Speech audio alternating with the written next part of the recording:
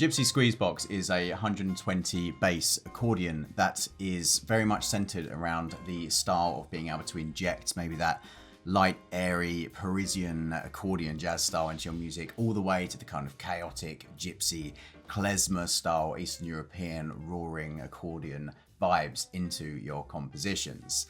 With the version 2 update, we have a whole host of new functionality, from all new recorded trem chords that can be scale linked to your choosing on the lowest octave of the keyboard, from majors, minors, and diminished and dominants on offer, through to a whole new kind of mixer window where we've split out all of the mic signals, where originally there was just a single summed bus mix. And a whole new interface, bringing us up to the modern kind of Insanity Samples standard that we're driving towards. So taking a look at the interface here, we can see that where normally the legato settings would be housed, of course for this instrument it isn't required. We have the chord trems set up here, so we can choose anything on the lowest octave and apply the appropriate chord.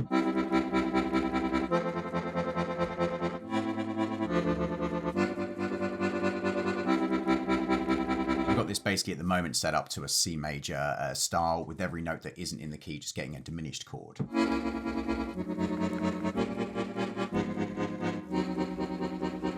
you can always quickly and effectively use that as kind of like a tritone substitution to arrive at a chord that is in the key. But of course you can set this up however you want, so you could change those all to dominance and do that in a kind of more trad jazz style transition. So that's cool. I like to do a thing where I double in octaves. So I have the kind of like bass notes here, and I use those on top of the chords.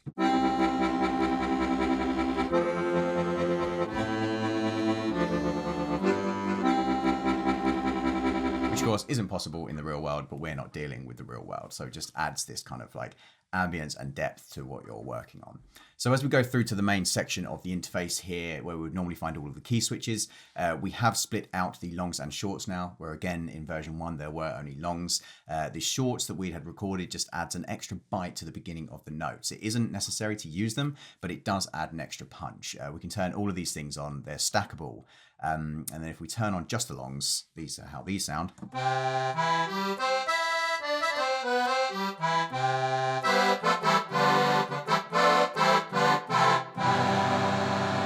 Cool sound. And then the shorts are incredibly short and percussive.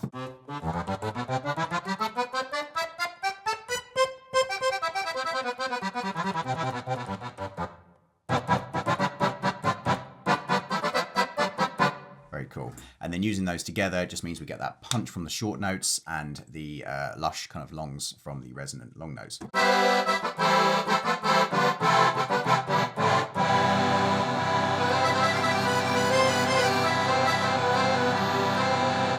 Such a joy to play.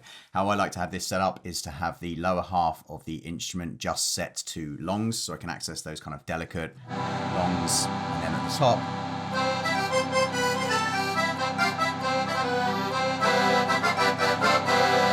gain access to the short notes on top of those. But of course you can use it in whatever way you want to. Then we move on to the switches here, which are the reed selectors. So on the actual instrument, there is a series of reed selector buttons that allow you to choose from different formations of the reeds that are on offer. So here we have from a single reed in the standard octave, and then a octave doubled below that single reed, to a double reed in the standard octave, double reed standard octave with an octave lower as well. And then the treble reed, which is kind of the fullest sound without the octave doubling. Perfect really for all of the kind of main melody lines, chords you might be playing. It doesn't muddy up the sound too much. It's kind of the perfect one to be using most of the time. And then if you add that extra body of the octave doubling below, that's the sound you end up with here.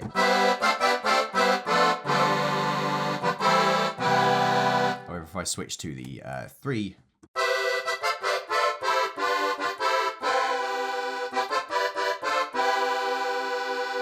it's a beautiful sound, and it allows room for a bass, for pianos, for whatever else you want to use in the ensemble, and it frees up that kind of lower register.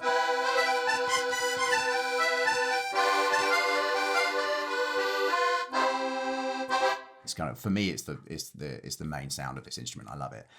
We can obviously go super heavy with the top end, but we can also go right stripped back to something that sounds really quite delicate with the octave doubling, but just single reed voices.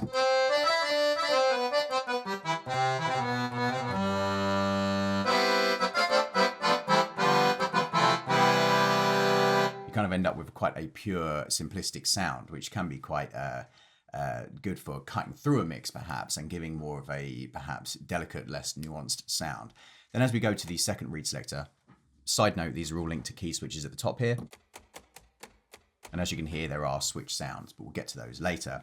This is a double reed, and because there's only two, we're getting that kind of fighting of resonance as they're on purpose a little bit out of tune from each other, and it gives you this kind of push and pull and tug of the main pitch. And because there's only two, it doesn't sound like an ensemble yet, so it kind of gives you this quite a characterful, unique sound.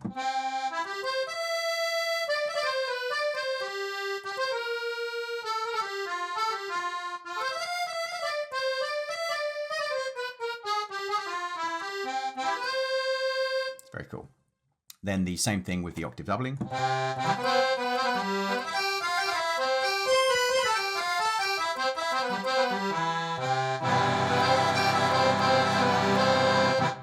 Then we're back to the ones we've already heard.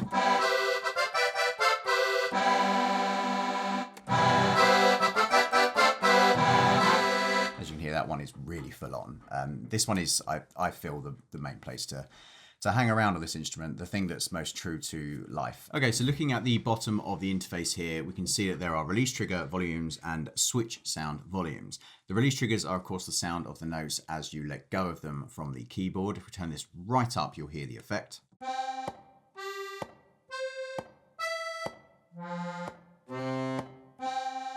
And of course, dialed up this high is far too much of an effect for like a chord, for example.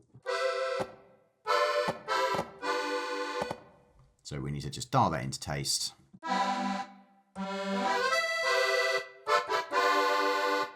Beautiful. We could probably add a little bit more for the sake of this demonstration.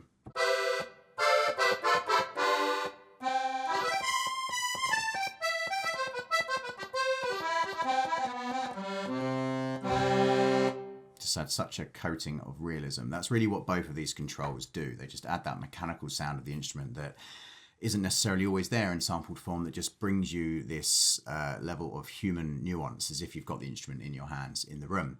Now, the switch sounds are the sounds of the reed selectors being turned on and off. This will work both if you're clicking the interface or if you're using the inbuilt key switches. If I turn this right up, you'll hear how this sounds.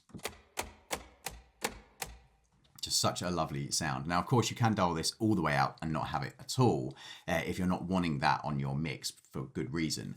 But in reality, if you had an accordion player and they were switching reeds in the middle of the tune, you would hear a little bit of that as they were playing. Of course, in the middle of a chord where you're likely to make these switches, the actual sounds, if they're dialed in properly, can barely be heard anyway.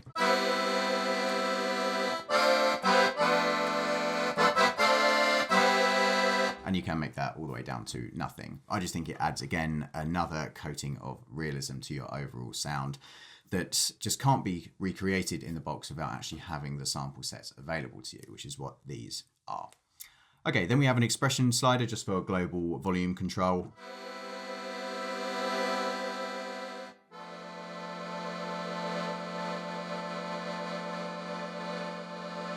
Great for creating your own kind of like vibrato effects or whatever you want to do. And just before we leave the main performance page, I want to highlight that at the very top of the range here, that being our top note, and before the key switches start there on the high F, there are two additional keys colored in here. And this is actually just the sound of the instrument breathing, which it can be so cool to, again, add it to your overall performance. Maybe you just like breathe in and out. Let's have a listen to how it sounds.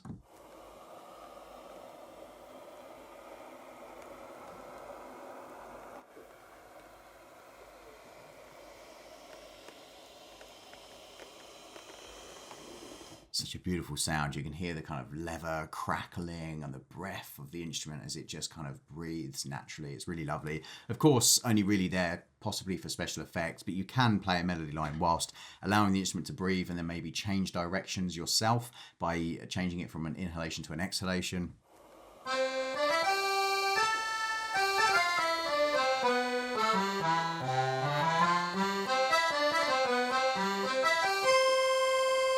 Just again, added realism, just bringing you as close to the instrument as physically possible. And that's just a beautiful little additional Easter egg within this library. Then we head through to our mixer page, and in version 2 we have split out all of our individual mics. It was of course just a summed mix in the first version. We now have the pencil left and right, which were stereo imaged on this instrument, then a front-facing condenser, and then an actual DI on this instrument as well, just really bringing you direct to the instrument as if you're perhaps in a live recording situation. So they're all on offer for you with pans and volume controls, as well as purging if required. The instrument isn't particularly heavy on space, but if you do need that extra bit of RAM, you can of course purge a few of these signals and it will be just fine. Then onto the effects pages. There are 2 pages of effects here. There's distortion, chorus, flanger, tremolo. Let's have a little listen to trem.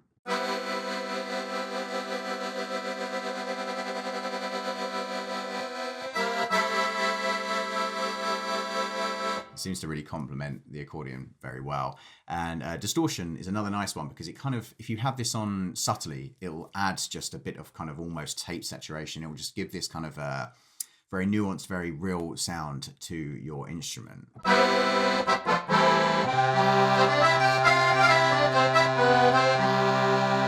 of course that can be driven right up to actual distortion.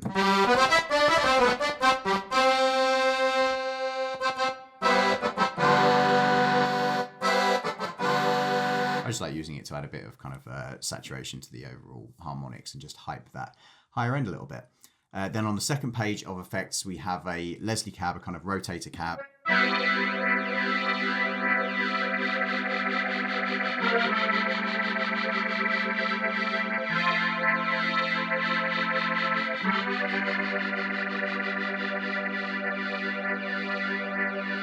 Another very cool effect for the accordion. So with this, something worth mentioning is that this here, whilst it looks like a button, it is a slider. There is very good reason for that. It's so that you can assign it to a slider easily on your MIDI controller, and you can write in the MIDI information to move from fast to slow in real time, giving you that Leslie cab style ability to switch between slow and fast constantly, like I was just then. Though if you assigned it to a slider, you'll be able to go from slow to fast, and all that MIDI data will be kept. So if you wanted to manipulate it later on, change when you move to fast, change when you move to slow, you can do that in real time. If it was a button, not so easy to accomplish. So then we have a basic delay, a reverb one, which is a digital reverb, and then a convolution reverb with a selection of verbs on offer. Then finally, an EQ section. So we can turn this on or off, and then we have a series of bands as well as some Q widths for the low mid frequencies and the high mids, and then just a volume per band on offer there as well, just to sculpt your sound a little bit within the instrument as well. Okay, that's been an in-depth look at Gypsy Squeezebox, the 120 bass accordion, and all that is new in the version 2 update. Head to insanitysamples.com for more information, and I'll see you in the next one. Thanks for watching.